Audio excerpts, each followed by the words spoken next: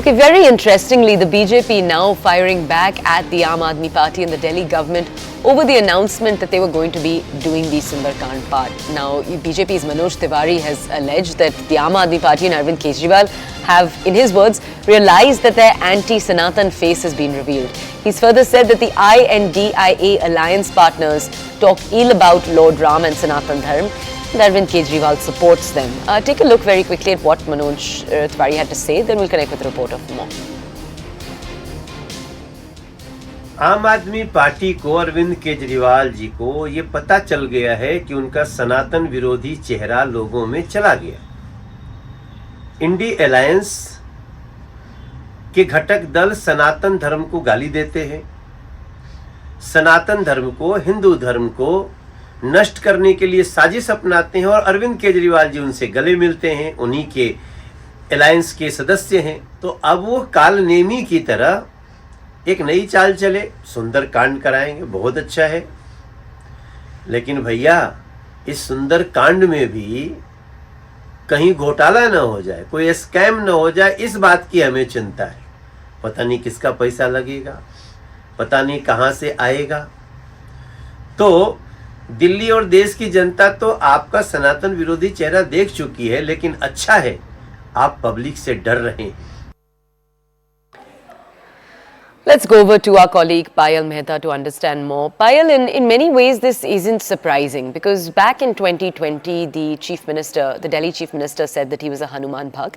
In 2021 itself he visited Ayodhya and the Hanuman Gari temple, and since then we know that Ayodhya has featured quite heavily in the Delhi government's own advertising. For example, they allow the elderly to travel there for free through a program that's organized by the government.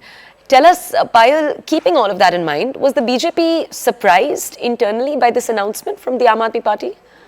Not really, because the BJP Toya has been saying that this is a double face of Arvind Kejriwal, which has been exposed. On one front, where he is with the India Alliance, why is it that he's not able to clear his stand in terms of whether he's going to Ayodhya or not, whether they're going to visit Ayodhya or not on the 22nd as being invited? And what is this whole argument about? You know, the fact that Arvind Kejriwal himself was opposing certain developments within Ayodhya, and in particular to do with the Ram temple, but now he seems to be singing a different tune. The Aam Aadmi Party Toya kept quiet throughout the entire debate and of course controversy that we saw around Udayanidhi Stalin's remark on the Sanatan Dharma. That is of course what the BJP is really saying, and the BJP's got ammunition to attack Arvind Kejriwal and the Aam Aadmi Party over here. And of course also this is Owaisi also joining in, calling him names like a Chota Recharge of the RSS. Okay, thank you for bringing us that context, Payal. We're going to take a look right now at more political reactions. Remember, this is the politics that has played out around the inauguration over the last few weeks too. Take a look. There is a bullying happening, harassment happening in the social media platforms against the renowned musician, singer K.S. Chitra, who is a Padma Bhushan awardee, who is known across the country and across the world for her singing capabilities. What she has said is a very simple thing. She has said that we should chant Ram Naam and light the diya. Is it a crime to light the diya in Kerala? Is it a crime to chant Ram Naam in Kerala? Why the police is silent on such bullying? आप यहाँ पर आए अनुराग जी, और किस तरह का message लोगों तक जा रहा है? राम भक्तों की जय जयकार हुई है।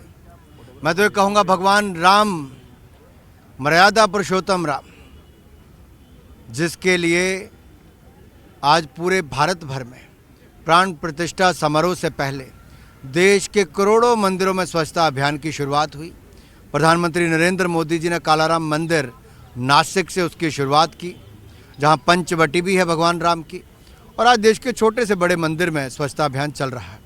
दूसरी ओर सबको प्राण प्रतिष्ठा समारोह का इंतज़ार है, क्योंकि 500 वर्षों का इंतज़ार खत्म हुआ है, भव्य राम मंदिर का निर्माण हुआ है। मैं इतना ही कहूँगा, देश का वातावरण राममय हुआ है। राम राज्य की कल्पना जो थी उस और हम चले हैं। राम भक्तों की विजय हुई है। आइए जय श्री राम की गूंज के साथ देश को आगे बढ़ाने का काम करें, गरीबों का कल्याण करें। कांग्रेस तो और उसके गठबंधन दल शुरू से ही कहते थे कि राम भगवान काल्पनिक है, राम सेतु नहीं है, वो तो रामलला के मुकदमे में अपने सहयोगी वकीलों को खड़ा करते थे कि रामलला मुकदमा हार जाएं। ये कांग्रेस ने हर संभव प्रयास किया जी, लेकिन हमने वर्षों तक संघर्ष किया, कई पीढ़ियों ने संघर्ष किया, बलिदान तक दिया, तब जाकर आज भव्य राम मंदिर का निर्माण हुआ है। और अब कांग्रेस बहाने ढूंढ रही है और सहयोगी दल दूरी बनाए रखे। मैं इतना ही कहूँगा, तारीख, स्थान, समय सब तय कर दिया है, निमंत्रण भी भिजवा दिया है। आइए रामलला के दर्शन कीजिए, और जिसकी मजबूरी है राम मंदिर से दूरी बनाए रखने की, वो दूरी बनाए रखें। हमें तो राम जी की भक्ति की ही जरूरी है।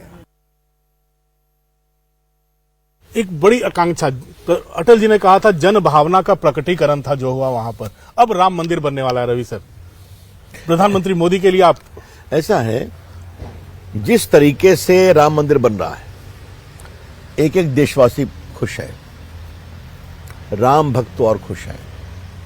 मेरा परम सौभाग्य उनके चरणों में सेवा करने का अवसर मिला। लेकिन भारत के प्रधानमंत्री नरेंद्र मोदी जी ने जिस तरह से सुप्रीम कोर्ट के निर्णय के बाद इसको मूर्त रूप देने में पहल की है, डिजाइन में, खूबसूरती में, अयोध्या की व्यवस्था को सुधारने में, योगी जी के साथ साथ कैसा एयरपोर्ट होगा उसमें भी राम की झलक आनी चाहिए, स्टेशन में आनी चाहिए, सारे मार्ग सुगम होने चाहिए। अयोध्या दुनिया की एक प्रभु की राजधानी है राम की ना, तो उसी के अनुसार राजधानी बननी चाहिए, मंदिर भी और अयोध्या भी। रवि सर, एक सवाल पूछूंगा। राम मंदिर को, आप रामलला का वकील रहे, वकील बनना एक चीज होता है, लेकिन आस्था से जुड़ना अलग बात होती है। आस्था और वकालत कैसे साथ साथ काम किया आपकी? अमिताभ बाबू, आप बहुत वरिष्ठ पत्रकार हैं, बिना राम के भक्ति के आप उनके वकील नहीं बन सकते। मैं बहुत स्पष्ट हूं, राम की भक्ति जरूरी है वकालत के लिए, वरना तो जैसे आपने राम को एक मोकिल समझा तो आप तो गए। एक पैसा फीस नहीं लेना, भक्ति का भाव, आस्था का भाव, पूरी वकालत सुप्रीम कोर्ट की छोड़ दी थी मैंने। दिग्विजय सिंह का निजी बयान होता तो मैं कुछ बोल सकता था, लेकिन उन्होंने कांग्रेस की बात किया तो मैं ज्यादा बोल सकता हूं। बोल सकता था, अब ज्यादा बोल सकता हूं, इसलिए क्योंकि कांग्रेस की ही देन है कि आज इतने दिनों तक यह विवाद पूरे देश में बना रहा। जिस प्रकार से कांग्रेस ने राजनीतिक रंग देकर भगवान राम को, राम जन्मभूमि को काल्पनिक सिद्ध करने का प्रयास किया, इतने दिनों तक भगवान राम को टेंट में रखने का महापाप किया। कांग्रेस पार्टी ने गौ माता के ऊपर गोलियां चलाई दिल्ली में, साधु संतों को मरवाया दिल्ली में, और लगातार प्रयास किया कि सनातन को कैसे नीचा दिखाया जाए। एक नहीं